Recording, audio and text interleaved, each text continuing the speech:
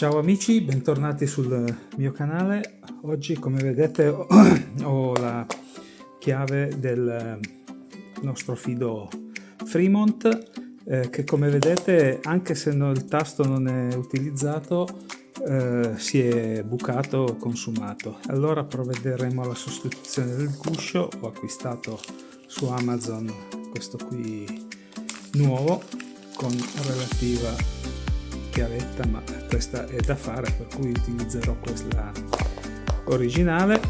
Manca solo il logo, per cui prima andremo a togliere il logo, posizionarlo per averlo nuovo e niente, seguitemi.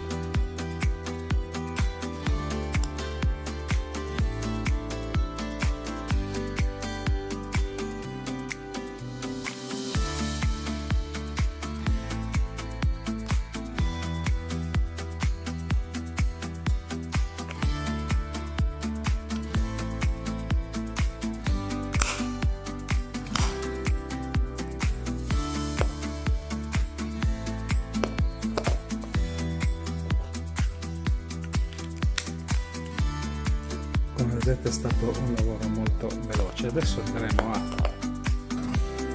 cercare di togliere senza rovinare il logo Fiat.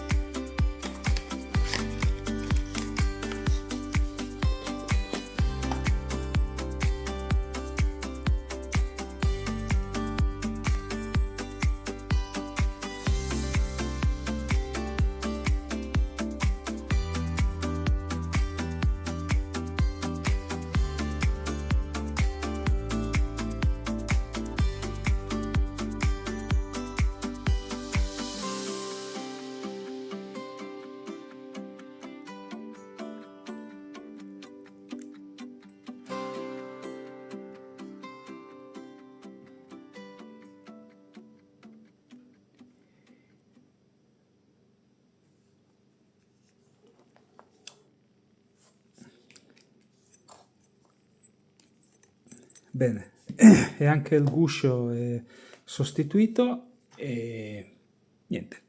Spero vi sia stato utile e ci vediamo alla prossima. Ciao a tutti.